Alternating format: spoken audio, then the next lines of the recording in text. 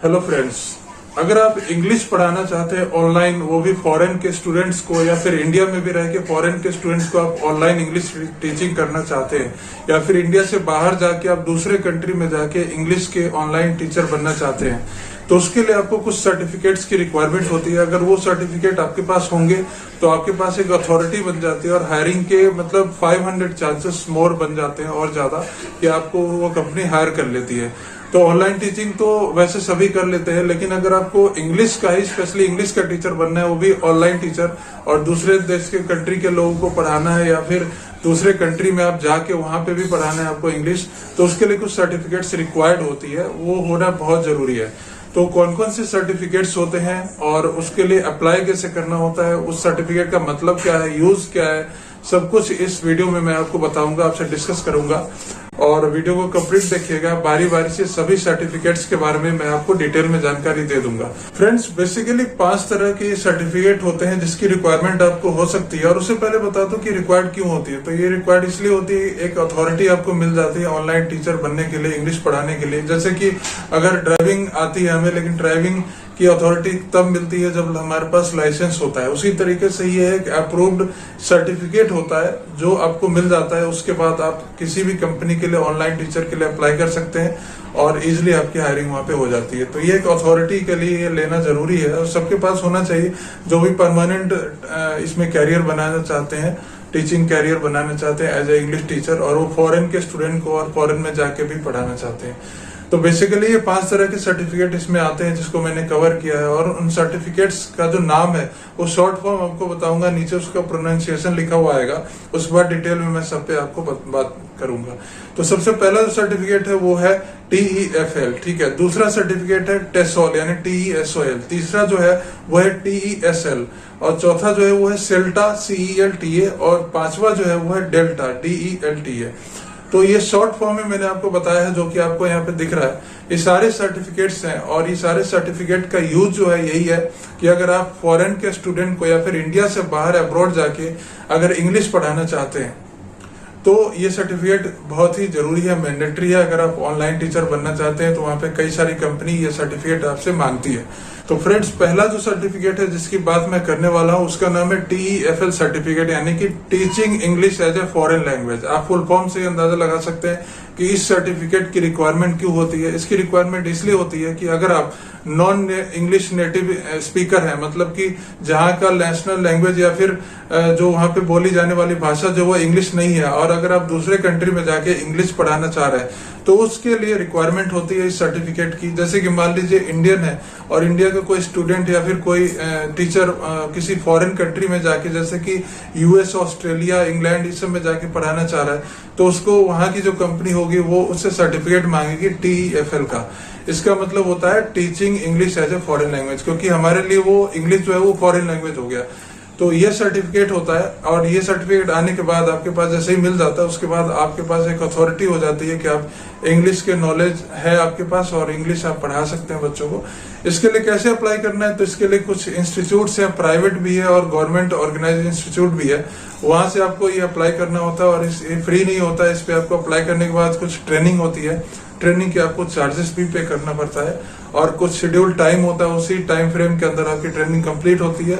उसमें एग्जाम भी होते हैं, वो आप पास कर जाते हैं तो आपको ये सर्टिफिकेट मिल जाता है, जिसको बोला जाता है TEFL सर्टिफिकेट। दूसरे नंबर का जो सर्टिफिकेट है जिसकी मैं बात करने वाला हूँ उसका नाम है TESOL TESOL। इसका फुल फॉर्म अगर आप बात करें तो teaching English of speakers of other language, इसका यही फुल फॉर्म है। मतलब कि इसका ये मतलब हुआ कि आपको ऐसे कंट्री में अगर आप पढ़ा रहे हैं जहाँ का जो नेटिव लैंग्वेज है वो इंग्लिश है, बट वहां पे दूसरे लैंग्वेज वाले स्टूडेंट्स है, उनको आपको इंग्लिश पढ़ाना है। सपोज दैट US में इंग्लिश बोली जाती है, वहां का नेशनल लैंग्वेज इंग्लिश ही है, लेकिन वहां पे अगर इंडियन कोई जाता है और उसको अगर इंग्लिश पढ़ाना है, क्योंकि इंडियन का जो नेटिव लैंग्वेज है वो हिंदी है, वो इंग्लिश नहीं है, तो ऐसे स्टूडेंट को पढ़ाने के लिए एक सर्टिफिकेट की रिक्वायरमेंट होती है जिसको बोलते हैं TESOL, और इसका फुल फॉर्म है teaching English of speakers of other language, ठीक है। मतलब इंग्लिश के अलावा दूसरी भाषा बोलने वाले लोगों को इंग्लिश अगर पढ़ाना है उस कंट्री में जहां पे इंग्लिश नेटिव लैंग्वेज है, तो इसके लिए उस सर्टिफिकेट की रिक्वायरमेंट होती है। तो इस सर्टिफिकेट की रिक्वायरमेंट यूएस में ही हो सकती है, या फिर इंग्लिश जहाँ की नेटिव लैंग्वेज है, यूएस हो गया आपका, यूरोपियन कंट्रीज हो गया, ऑस्ट्रेलिया हो गया, इन सब कंट्रीज में, ठीक है। वैसे यूएस में ये मैंडेटरी नहीं है, वहां पे TEFL सर्टिफिकेट से ही काम चलाया जाता है, क्योंकि वहां की गवर्नमेंट के रेगुलेशंस है कि सर्टिफिकेट की रिक्वायरमेंट उतनी नहीं होती है, ठीक है। और इस सर्टिफिकेट को अप्लाई करने के लिए भी आपको वहां का कैम्ब्रिज यूनिवर्सिटी है, वहां से भी अप्लाई कर सकते हैं यूएस का, और बाकी बहुत सारे अलग ऑर्गेनाइजेशंस है, प्राइवेट इंस्टीट्यूशंस भी है, तो वो आपको नेट पे मिल जाएगा, वहां से आप चेक कर सकते हैं कि कहाँ से आपको इस सर्टिफिकेट के लिए, टेसोल के लिए अप्लाई करना है, और उस तरीके से आप वहां पे अप्लाई कर सकते हैं। फीस इसमें भी आपको देनी पड़ती है, टाइम फ्रेम होता है, सेम ही यहाँ पे ट्रेनिंग होती है, स्किल टेस्ट होता है, देन आपको ये सर्टिफिकेट मिल जाता है। तो इस सर्टिफिकेट का नाम है टेसोल। फ्रेंड्स, तीसरे नंबर का जो सर्टिफिकेट है उसका नाम होता है TESL, यानी कि teaching English as second language, इसका फुल फॉर्म है। और इस सर्टिफिकेट की रिक्वायरमेंट वहां पे होती है जहां का नेटिव लैंग्वेज है वो इंग्लिश है, जैसे कि यूएस, ऑस्ट्रेलिया, यूके और यूरोपियन कंट्रीज, जहां पे इंग्लिश बोली जाती है। और अगर वो इंग्लिश बोलने वाले कंट्री में अगर नॉन इंग्लिश स्पीकर जो है उनको अगर इंग्लिश पढ़ाना है तो उसके लिए सर्टिफिकेट की रिक्वायरमेंट होती है। बेसिकली TEFL जो मैंने पहले बात की थी और TESL ये दोनों ही सिमिलर ही है, तो दोनों में कुछ खास डिफरेंस नहीं है। डिफरेंस यही है कि आप कहाँ पे पढ़ाना चाह रहे हैं। मतलब TEFL के लिए और TESL के लिए स्पेसिफिक कंट्री डिसाइड किया जाता है, किस कंट्री के लिए आप अप्लाई कर रहे हैं, कहाँ पे आप जाके पढ़ा रहे हैं, या फिर कहाँ के स्टूडेंट को आप ऑनलाइन टीचिंग कर रहे हैं, इंग्लिश पढ़ा रहे हैं। तो यही बेसिक डिफरेंस है TEFL में और TESL में, बाकी कोई भी डिफरेंस नहीं है। दोनों सर्टिफिकेट का सेम प्रोसीजर है, और इस सर्टिफिकेट के लिए भी आप अप्लाई कर सकते हैं। गवर्नमेंट ऑर्गेनाइजेशन भी है, यूएस में बहुत सारे ऑर्गेनाइजेशन और बाकी फॉरेन में भी, दूसरे कंट्रीज में भी है। आपको वेबसाइट पे मिल जाएगी लिंक्स, वहां से आप अप्लाई कर सकते हैं। यहाँ पे भी सेम प्रोसेस है, आपको टेस्ट देना पड़ता है, फीस यहाँ पे लगती है, और कुछ टाइम फ्रेम होता है, उसके बाद ही सर्टिफिकेट आपको मिल जाता है। ये सर्टिफिकेट भी बहुत ही अच्छी चीज है, बहुत मैंडेटरी है, इसका यूज बहुत है, क्योंकि इंग्लिश नेटिव कंट्रीज बहुत सारे हैं वर्ल्ड में। और अगर आप इंडियन है, आपके पास भी ये सर्टिफिकेट हो सकता है, तो आपके पास जैसे ही सर्टिफिकेट हो जाएगा तो आप कहीं के भी स्टूडेंट को इंग्लिश इजिली पढ़ा सकते हैं। फ्रेंड्स, अगला जो सर्टिफिकेट है उसको सेल्टा बोला जाता है। अगर आप शॉर्ट फॉर्म में बोले तो सेल्टा नहीं तो CELT है, और इसका फुल फॉर्म है certificate of English teaching to adults, ठीक है। तो इससे आप अंदाजा लगा सकते हैं कि सर्टिफिकेट किन के लिए यूजफुल होगा। वैसे लोगों के लिए यूजफुल होगा जो कि एडल्ट्स को इंग्लिश पढ़ाना चाहते हैं, जो कि नॉन नेटिव स्पीकर्स हैं इंग्लिश के, उनको अगर एडल्ट है तो एडल्ट स्टूडेंट को अगर पढ़ाना चाहते हैं तो इसके जो सर्टिफिकेशन होता है वो एक ही कंट्री करती है, एक ही यूनिवर्सिटी करती है। कैम्ब्रिज यूनिवर्सिटी जो है यूएस में, वो इसके लिए कंडक्ट करती है ये सर्टिफिकेशन प्रोग्राम। और इसमें जो है नॉन प्रॉफिट असेसमेंट एक होता है, उसका प्रोग्राम है, उसके थ्रू ये असेसमेंट किया जाता है, सर्टिफिकेशन किया जाता है, और वहां से प्रोवाइड की जाती है।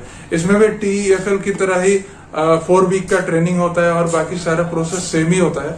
बट डिफरेंट ये है कि ये एक अथॉरिटी मिल जाती है कि वो एडल्ट स्टूडेंट को भी पढ़ा सकते हैं। बट ये थोड़ा आउटडेटेड है, सेल्टा उतना कॉमन नहीं है, क्योंकि सेल्टा की रिक्वायरमेंट उतनी नहीं होती है। जिसके पास भी TEFL सर्टिफिकेट है वो सेल्टा के लिए भी एप्लीकेबल हो जाता है। बट आपको जानना जरूरी है, तो ये समझ लीजिए कि ये एडल्ट इंग्लिश स्पीकिंग टीचर्स के लिए रिक्वायरमेंट होता है अगर आप दूसरे कंट्री में जाके इंग्लिश पढ़ाना चाहते हैं एडल्ट्स को। तो फ्रेंड्स, अगला और लास्ट जो सर्टिफिकेट है उसका नाम है डेल्टा, शॉर्ट फॉर्म में। और अगर उसकी बात करें प्रोनाउंसिएशन की तो DELT है, मतलब कि diploma in certificate of English teaching to adults, ठीक है। तो ये इंग्लिश टीचिंग के लिए ही ये भी सर्टिफिकेट होता है, बट ये डिप्लोमा सर्टिफिकेट होता है, यानी कि थोड़ा सा हायर लेवल का हो जाता है, जैसे कि आप डिप्लोमा कोर्स करते हैं उस तरीके से। तो ये काफी आउटडेटेड हो गया, इसकी रिक्वायरमेंट उतनी नहीं होती है, और इसमें एक्सपीरियंस टीचर्स को ही दिया जाता है। मतलब ये सर्टिफिकेट आप तभी ले सकते हैं जब आपका मिनिमम 1 ईयर का एक्सपीरियंस होना चाहिए टीचिंग का, इंग्लिश टीचर का, ऑनलाइन या ऑफलाइन, तभी ये सर्टिफिकेट के लिए आप क्वालिफाई कर पाएंगे।